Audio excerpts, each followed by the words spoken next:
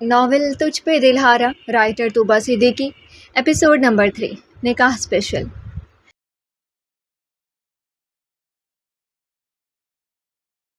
سر، یہ ساری ڈیٹیلز جو آپ نے نکلوانے کو کہا تھا۔ ایک حوالدار نے آ کر سرور شاہ کے سامنے ایک پیپر رکھا تو وہ سب کام چھوڑ کر وہ پیپر دیکھنے لگا۔ حیات سومرو، باپ سکندر سومرو۔ وٹ؟ حیات کے باپ کے نام پر سرور شاہ سیدھا ہو کر بیٹھا۔ حیات سکندر سومرو کی بیٹی ہے؟ سرور شاہ حیران ہوا تھا۔ سکندر سومرو کا نام کافی غلط کاموں میں شامل تھا، مگر پولیس کو آج تک اس کے خلاف ثبوت نہیں ملا تھا۔ اب اس کیس کی ساری ذمہ داری سرور شاہ پہ تھی۔ سکندر سومرو کا نام بچوں کی اسمگلنگ کیس میں شامل تھا، مگر ابھی تک کوئی ثبوت نہیں مل سکا تھا۔ کراچی میں اس کیس کو قرۃ العین شایان حیدر اور انسپکٹر شیراز ہینڈل کر رہے تھے، جبکہ اسلام آباد میں یہ کیس سرور شاہ کے انڈر تھا۔ وہ حیرت اور پریشانی کی کیفیت میں حیات کی ساری ڈیٹیلز پڑھ رہا تھا۔ سکندر سومرو کے 2 ہی بچے تھے، حیات سومرو اور راحل سومرو۔ اس پیپر پر حیات کی عمر سے لے کر اس کی جاب وغیرہ ہر چیز درج تھی۔ حیات سکندر سومرو کی بیٹی ہے، مگر اس دن اس کا حلیہ، اس کا انداز تو کہیں سے کسی بڑے باپ کی بیٹی والا نہیں تھا۔ یہ کیا سین تھا؟ سرور شاہ الجھ گیا تھا۔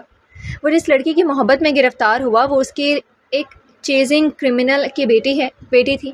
مگر اب کچھ بھی ہو، سرور شاہ اپنی محبت سے دستبردار تو ہونے سے رہا۔ سکندر سومرو کے بچے کبھی بھی ہیڈ لائنز میں نہیں آئے تھے، جبکہ سکندر سومرو کا نام آئے دن خبروں میں گردش کرتا رہتا تھا۔ جب سے اس کا نام بچوں کی کڈنیپنگ اور اسمگلنگ میں آیا تھا، وہ ہر دوسرے دن کسی نہ کسی نیوز شو کا حصہ بنا رہتا تھا، مگر اس کے دونوں بچے کبھی بھی دنیا کے سامنے نہیں آئے تھے۔ اب اس سب کے پیچھے کیا وجہ ہو سکتی ہے؟ سرور شاہ اپنے آفس روم میں بیٹھا سوچ رہا تھا۔ اب یہ تو تم خود ہی بتا سکتی ہو حیات سومرو، تم سے جلد ہی ملاقات کرنی پڑے گی۔ سرور شاہ نے دماغ میں سوچا، پھر اپنی ٹیم کے ایک ممبر کو کال کر کے کچھ آرڈرز دیے۔ اسے جلد سے جلد حیات سے ملنا تھا۔ خیر سے جمعے کا مبارک دن بھی آ پہنچا۔ زریشہ اپنے کمرے میں بیٹھی مہندی سے سجے اپنے ہاتھوں کو دیکھ رہی تھی۔ مہندی بلا شبہ بہت گہری رچی تھی۔ اس کی گوری کلائیوں پر مہندی بہت خوبصورت لگ رہی تھی۔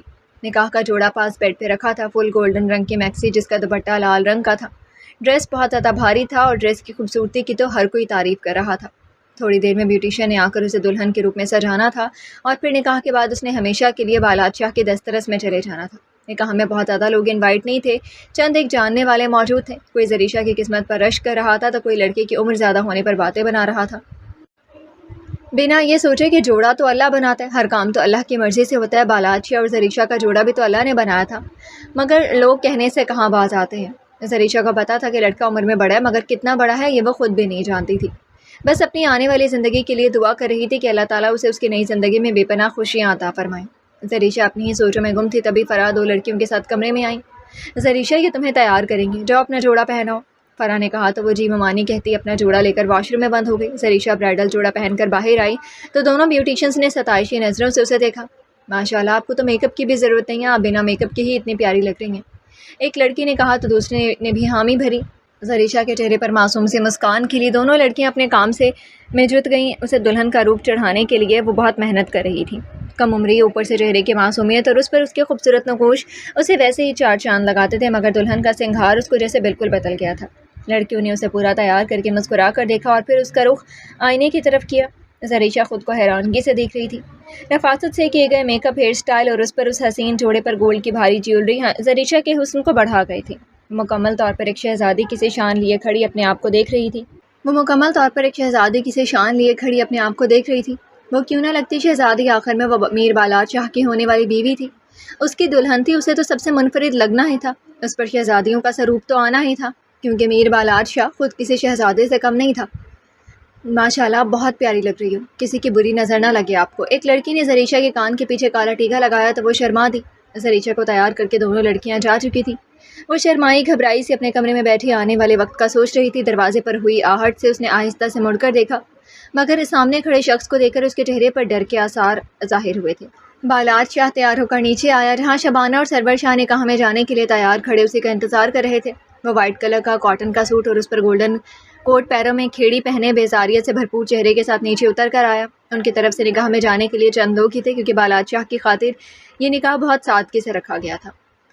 ماشاءاللہ، ماشاءاللہ، میرا شہزادہ بیٹا، شبانہ نے اس کے ماتھے پر بوسہ دیا۔ ممی پلیز جلدی کرے، مجھے آفس کا کام بھی دیکھنا ہے آ کر، بالات شاہ نے خراب موڈ کے ساتھ کہا۔ اس کا انداز ایسا تھا جیسے کہ گن پوائنٹ پر اس کا نکاح کروایا جا رہا ہو۔ اسے نہ تو اس نکاح میں کوئی انٹرسٹ تھا اور نہ اس لڑکی میں جو اس کی دسترس میں آنے والی تھی۔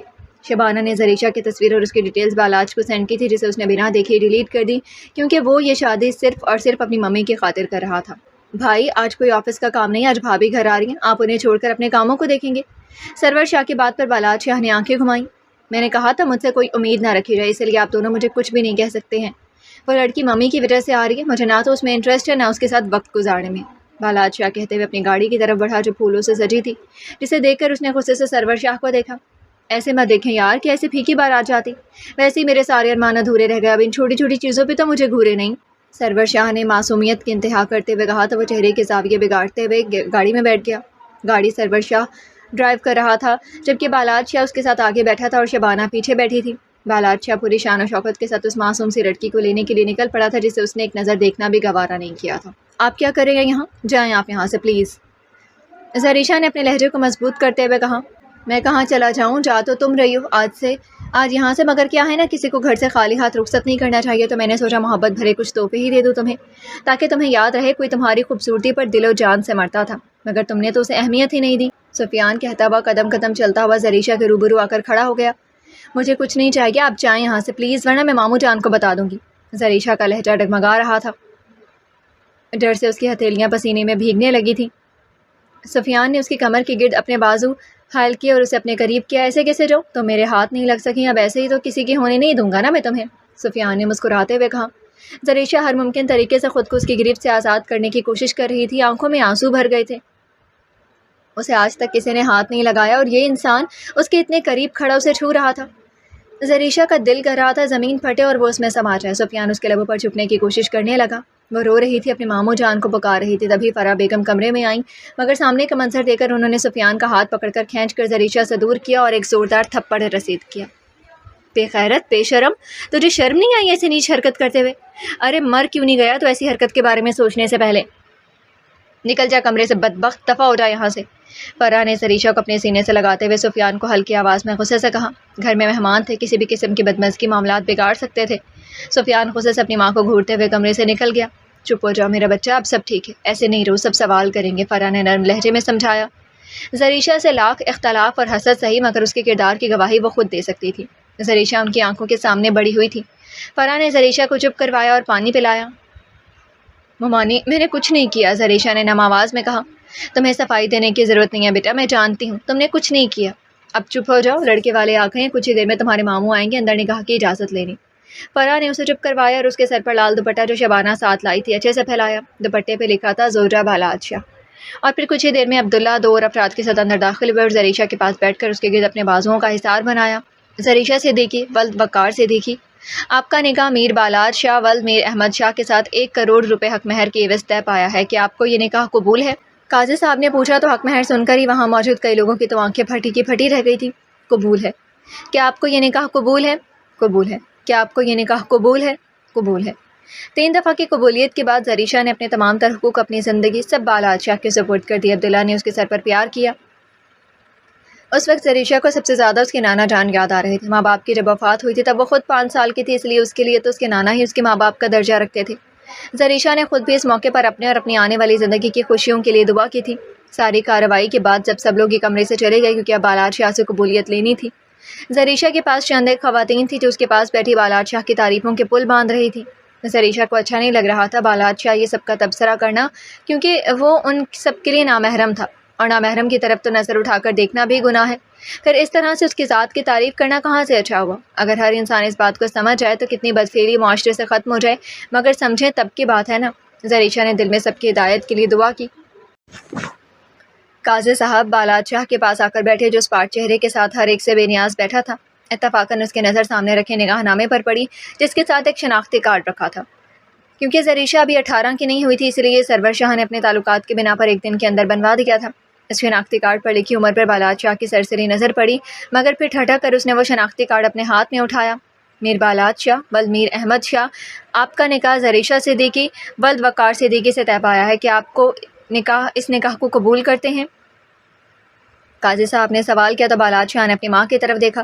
آنکھیں غصے سے سرخ پڑ رہی تھیں، وہ کتنی مشکل سے اپنا غصہ ضبط کے بیٹھا تھا یہ صرف وہی جانتا تھا۔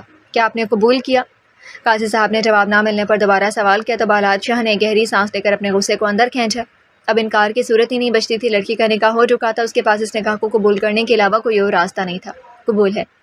بالات شاہ کی آواز گونجی تو شبانہ نے شکر ادا کیا۔ دعا کے بعد زریشہ کو لا کر اس کے برابر میں بٹھایا گیا تھا۔ بالات شاہ نے اپنے غصے کو ضبط کرتے ہوئے اپنی مٹھی کو کھول بند کر رہا تھا۔ ایسے میں زریشہ کا ساتھ بیٹھنا اسے ناگوار گزرا تھا، مگر وہ خاموش رہا۔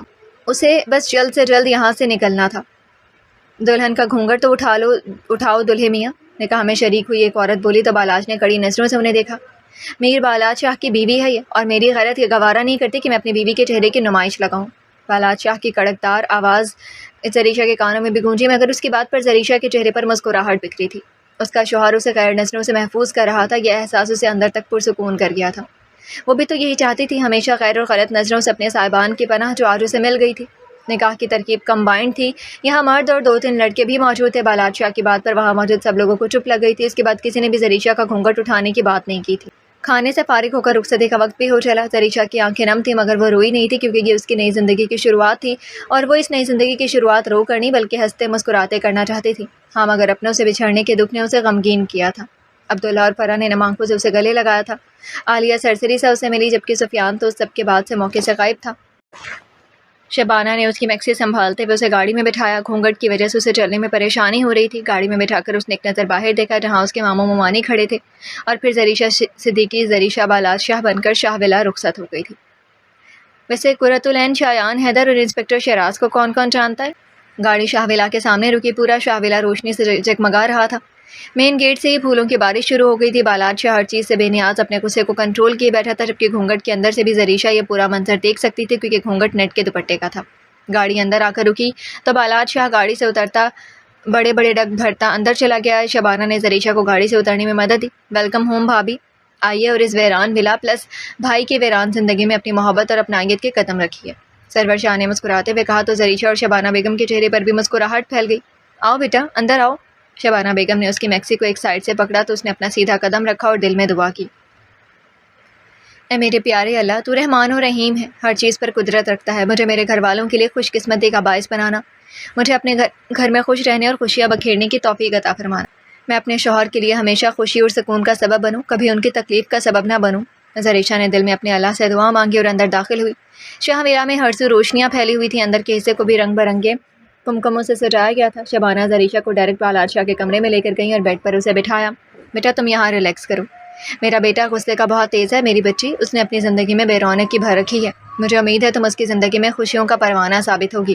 وہ تھوڑی اور باتیں کر کے اٹھ کھڑی ہوئی۔ میں بالاج کی بھتی کو بھیجتی ہوں، تم تب تک ریسٹ کرو۔ شبانہ زریشہ کے ماتھے پر بوسہ دے کر چلی گئی۔ زریشہ نے گھونگھٹ نہیں اٹھایا تھا، کیونکہ اس کی ممانی جان نے کہا تھا کہ شوہر کے کمرے میں آنے سے پہلے گھونگھٹ نہیں کھولنا۔ زریشہ بیڈ کراؤن سے ٹیک لگا کر بیڈ لیٹ گئی۔ پتہ نہیں بالات شاہ نے کب کمرے میں آنا تھا۔ ہاں بولو کیا خبر ہے؟ سرور شاہ نے کال اٹینڈ کرتے ہی سوال کیا۔ نے کہا کہ رسم میں ہونے کی وجہ سے وہ مسلسل اپنے موبائل پر آنے والی کالز کو اگنور کر رہا تھا، اب گھر آ کر دوبارہ کال آنے پر اس نے سب سے پہلے کال اٹھائی۔ سر کل تک ہم اس لڑکی کو اٹھا لیں گے، اسکول سے واپسی پر وہ اکیلی ہوتی ہے، یہ کام اسی وقت کیا جائے گا، اس کے بعد اسے کہاں لانا ہے یہ آپ ہمیں بتا دیجیے گا۔ کال پر موجود آدمی نے کہا ٹھیک ہے، اسے میرے کاٹیج میں لے جانا، میں وہیں موجود رہوں گا، اور ایک بات کا خاص خیال رکھنا، اسے ایک خرونچ بھی نہیں آنی چاہیے، بہت عزت اور احترام سے اسے لے کر آنا، اگر اسے تھوڑی سی بھی تکلیف پہنچی تو تم لوگوں کو میری تکلیف دینے کا اسٹائل اچھے سے پتہ ہے۔ سرور شاہ نے وارن کیا تو کال پر موجود شخص کی ہوا خشک ہوئی۔ آپ بے فکر رہیں سر، انہیں کوئی تکلیف نہیں ہوگی، آپ کا کام کل 2 بجے ہو جائے گا۔ اوکے، سرور شاہ نے کہہ کر کال کٹ کی۔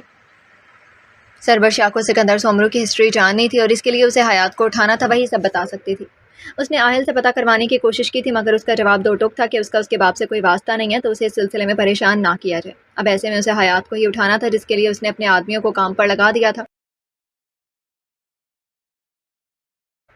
اب بس کل کا انتظار تھا۔ شبانہ کمرے میں داخل ہوئی تو بالاج غصے سے ادھر ٹہل رہا تھا۔ بالاج بیٹا اپنے کمرے میں جاؤ، اپنی دلہن کو یوں اکیلا چھوڑ کر تم یہاں کیا کر رہے ہو؟ شبانہ نے اپنی جیولری اتارتے ہوئے کہا۔ میری دلہن؟ سیریسلی ممی، دلہن یا پھر 18 سال کی معصوم بچی؟ اب ایسا کیسے کر سکتی ہیں آپ؟ میری ایج نہیں جانتی، میں 19 سال بڑا ہوں اس سے۔ آپ میری شادی کروانا چاہتی تھی، مگر آپ کو پورے شہر میں ایک بچی ملی تھی، آپ نے کیسے ایک بچی کی شادی مجھ سے کروا دی؟ یہ اس کے ساتھ بھی ظلم ہے ممی، آپ نے کیوں کیا ایسا؟ بالاج شاہ نے اپنے لہجے کو بہت کنٹرول کرتے ہوئے کہا، مگر اس کی آواز اور آنکھوں میں غصہ صاف چھلک رہا تھا۔ بالاج، میں نے تمہیں اس کی پوری ڈیٹیل سینڈ کی تھی، جس میں صاف لکھا تھا کہ وہ 17 سال کی ہے۔ شبانہ نے تحمل سے کہا، واہ گریٹ، مطلب 18 بھی نہیں، 17 سال کی بچی سے آپ نے میرا نکاح پڑھوا دیا۔ اس کے ماں باپ نے کیسے کر دی یہ شادی، اور وہ لڑکی خود کیسے اس بات پر اگری ہو گئی؟ بالاچ شاہ اپنے غصے کو کنٹرول نہیں کر پا رہا تھا۔ اس کی بیوی کی عمر اس کی عمر سے آدھی تھی۔ 10-12 سال تک کا فرق سمجھ آتا ہے، مگر وہ تو یہاں پورے 19 سال چھوٹی تھی۔ بالاچ میرا بیٹا، ان سب باتوں کا کیا مقصد؟ اور وہ بالغ لڑکی ہے، نکاح جائز ہے اس سے۔ تم دیکھنا، وہ تمہارے لیے بہترین بیوی ثابت ہوگی، تمہاری زندگی میں خوشیاں بھر دے گی۔ شبانہ کی بات پر بالاچ شاہ نے سر جھٹکا۔ آپ نے یہ اچھا نہیں کیا ممی، 17 سال کی بچی میرے لیے کبھی بہترین ثابت نہیں ہوگی۔ میں بتا رہا ہوں آپ کو، بہت جلد یہ شادی ٹوٹتی نظر آ رہی ہے مجھے۔ میری نیچر کو وہ سمجھ نہیں پائے گی، میرے غصے کا کیسے برداشت کرے گی؟ وہ مجھے نہیں سمجھے گی اور اسے میں نہیں سمجھنا چاہتا۔ اس شادی کا خدا ہی حافظ ہے، بالاچ شاہ کہہ کر جانے لگا جب شبانہ کے الفاظ اس کے کانوں میں پڑے۔ میر بالاچ شاہ، زریشہ بہت معصوم ہے، اسے تم کسی طرح کی بھی تکلیف نہیں دو گی۔ اگر تم نے اسے کوئی تکلیف دی تو میں سمجھوں گی تم نے ڈائریکٹلی مجھے ہرٹ کی ہے۔ شبانہ کی بات پر بنا ان کی طرف دیکھے وہ بڑے بڑے قدم اٹھاتا اپنے کمرے کے پاس پہنچا۔ غصہ ابھی کم نہیں ہوا تھا۔ ایک گہری سانس لے کر اس نے کمرے کا دروازہ کھولا تو سامنے کا منظر دیکھ کر اس کے ماتھے پر شکنیں پڑی۔ کمرے میں جگہ جگہ کینڈلز جل رہی تھی۔ فرش پر پھولوں سے ایک راستہ بنا تھا جو بیڈ تک جاتا تھا۔ بیڈ کے چاروں کونوں پر لال رنگ کے جالی دار پردے لگے ہوئے تھے، جسے دو طرف سے بیچ سے کھول کر بیڈ پر بیٹھنے کے لیے جگہ بنائی گئی تھی۔ انہیں جالی دار پردوں پر چھوٹی چھوٹی لائٹس کی لڑیاں لگی تھی جو اسے اور بھی دلکش بنا رہی تھی۔ کمرے میں موتیا اور گلاب کی ملی جلی خوشبو نے ایک الگ ہی سحر پیدا کیا ہوا تھا، اور بیڈ کے سینٹر پر وہ معصوم سی لڑکی بیڈ کراؤن سے ٹیک لگائے بیٹھی تھی، چہرہ گھونگھٹ میں چھپا ہوا تھا۔ بالاچ شاہ نفی میں سر ہلاتا کمرے میں آیا اور دروازہ اندر سے بند کیا۔ اسے یہ کمرہ اس وقت بہت برا لگ رہا تھا۔ اب کیا یہ بھی یہیں سوئے گی؟ اس نے دل میں سوچا اور وارڈروب سے اپنے آرام دہ کپڑے نکالے اور واش روم میں بند ہو گیا۔ وہ شاور لے کر آیا تو صرف بلیک ٹراؤزر میں ملبوس تھا اور تولیہ ہمیشہ کی طرح گلے میں ڈال رکھا تھا۔ بالاچ شاہ چلتا ہوا زریشہ کے پاس آیا اور اسے اٹھانے کے لیے الفاظ ڈھونڈنے لگا۔ ہیلو مس، کیا نام تھا یار اس کا؟ زرتشا، زرینہ، زرمینیا۔ ہیلو میڈم، اٹھ جاؤ۔ بالاچ شاہ کی آواز دھیمی تھی۔ زریشہ بہت تھک گئی تھی، جس کی وجہ سے بالاچ شاہ کی آواز اسے پتہ نہیں لگی۔ ویسے بھی وہ بہت دھیمی آواز میں اسے غلط غلط ناموں سے پکار رہا تھا۔ جب زریشہ نہیں اٹھی تو اس نے اس کے کندھوں پر ہاتھ رکھ کر اسے زور زور سے ہلایا۔ زریشہ ہڑبڑا کر اٹھی۔ شکر ہے محترمہ آپ جاگی۔ کیا پوری رات ایسے ہی سونے کا ارادہ ہے؟ اٹھو اور جاؤ، یہ سب چینج کرو، مجھے تمہیں دیکھ کر الجھن ہو رہی ہے۔ زریشہ پہلے تو بالاچ شاہ کی حرکت پر ہڑبڑائی اور پھر اس کی بات پر کنفیوز ہوئی۔ کانوں میں کوئی خرابی ہے؟ بالاچ شاہ نے سوال کیا۔ زریشہ نے فوراً گردن نہ میں ہلائی۔ تو پھر میری بات سمجھ نہیں آئی؟ جاؤ جا کر چینج کرو یہ سب۔ میں ایک ہی بات بار بار دہرانے کا عادی نہیں ہوں، یہ بات آج ہی اپنے چھوٹے سے دماغ میں بٹھا لینا۔ زریشہ نے فوراً اس بات میں سر ہلایا اور بیڈ سے نیچے اتری۔ میں یہ گھونگھٹ اتار دوں؟ مدھم باریک لہجہ بالاچ شاہ کی سماعتوں سے ٹکرایا۔ یہ میں نے ڈالا تھا؟ بالاچ شاہ نے سوال کیا تو زریشہ نے فوراً نہ میں گردن ہلائی۔ تو مجھ سے کیوں پوچھ رہی ہو؟ جو مرضی کرو۔ بالاچ کی بات سمجھ کر زریشہ نے آہستہ سے سر کے اوپر سے نیٹ کا دوپٹہ اتارا جس سے اس کا گھونگھٹ بنایا گیا تھا۔ بالاچ شاہ اپنے موبائل میں مصروف تھا، اس نے ایک نظر اٹھا کر بھی زریشہ کو نہیں دیکھا تھا۔ یہ بات زریشہ کے دل کو چبھی تھی، مگر وہ صبر کرنے والوں میں سے تھی۔ اس بات کو اگنور کر کے وہ وارڈروب کی طرف آئی۔ شبانہ اسے بتا گئی تھی کہ اس کے کپڑے کہاں ہیں تو اسے زیادہ پریشانی نہیں۔ اس نے سادہ سالون کا سوٹ نکالا اور آئینے کے سامنے آ کر اپنی جیولری اتارنے لگی۔ زریشہ بہت نفاست سے جو چیز اتارتی اسے ہاتھ کے ہاتھ ڈبے میں رکھتی جاتی۔ بالاچ شاہ بظاہر تو موبائل پر مصروف تھا، مگر اس کی نظر زریشہ کی ایک ایک حرکت پر تھی۔ اس کی نفاست اور سلیقہ دیکھ کر جو بالاچ شاہ کو اچھا لگا تھا، کیونکہ وہ خود بہت نفاست پسند تھا، اس کی کوئی چیز کبھی بھی بکھری نہیں ہوتی تھی۔ زریشہ نے اپنے بالوں کا خوبصورت جوڑا کھولا تو اس کے بال آبشار کی طرح اس کی کمر پر کھل گئے۔ بالاچ شاہ کی نظریں بے ساختہ اس کے بالوں پر ٹھہری تھی، گھنے لمبے سیاہ چمکدار بال۔ اس نے اب تک زریشہ کے چہرے کی طرف دیکھنے کی غلطی نہیں کی تھی۔ زریشہ واش روم میں بند ہو گئی۔ بالاچ شاہ بیڈ پر لیٹ کر آنکھیں موند کیا۔ اسے صرف جلدی اٹھنے کی عادت تھی، اس لیے اسے اس وقت صرف نیند چاہیے تھی۔ زریشہ فریش ہو کر باہر آئی تو نظر سامنے سوتے ہوئے بالاچ شاہ پر پڑی۔ بلا شبہ اس کا شمار حسین مردوں میں ہوتا تھا۔ زریشہ کے چہرے پر مسکراہٹ آئی۔ اللہ نے اس کے نصیب میں اتنا خوبصورت شخص لکھا تھا۔ نظر گھڑی کی طرف اٹھی جو رات کے 11 بجا رہی تھی۔ عشاء کی نماز اس نے نہیں پڑھی تھی، اس لیے ہر خیال کو ترک کیا۔ بالوں کا ڈھیلا سے جوڑا بنا کر اس نے اپنے آئے سوٹ کیس میں سے جائے نماز نکالی اور سوٹ کے ساتھ کا دوپٹہ اپنے چہرے پر لپیٹا۔ قبلہ کس طرف ہوگا؟ اب یہ کنفیوژن۔ اس نے اپنی ایک نظر بالاچ شاہ کو دیکھا اور چلتی ہوئی اس کے قریب آئی۔ سنیں، اٹھیں پلیز، زریشہ نے مدھم آواز میں پکارا۔ کیا مسئلہ ہے لڑکی؟ بالاچ کی نیند میں ڈوبی آواز نکلی تو اس نے ہلکی سی آنکھیں کھول کر زریشہ کو دیکھا۔ لال دوپٹہ چہرے کی گرد لپٹا اس کے چہرے کو پررونق بنا رہا تھا۔ اس کے چہرے پر بالاچ شاہ کی نظریں ٹھہری، لیکن اگلے ہی پل وہ جھٹکے سے اٹھ بیٹھا۔ وہ قبلہ کس طرف ہے؟ زریشہ نے پوچھا تو اس نے آئبرو اٹھا کر اسے دیکھا۔ اس کے سوالیہ نظروں کو سمجھ کر اس نے فوراً بولا، مجھے نماز پڑھنی ہے۔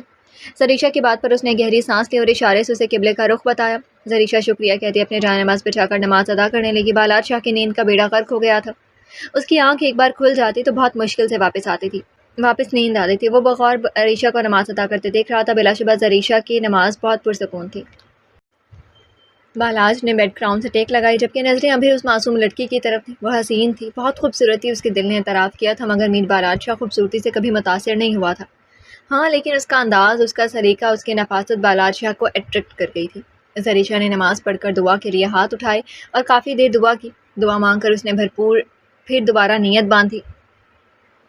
बालाज जो ये समझ रहा था उसकी असल नमाज मुकम्मल हो गई, उसे दोबारा नीयत बांधता देखकर उलझा। ज़रीशा ने 2 रकात अदा की और फिर दुआ के लिए हाथ उठाए। ये दुआ लंबी नहीं थी।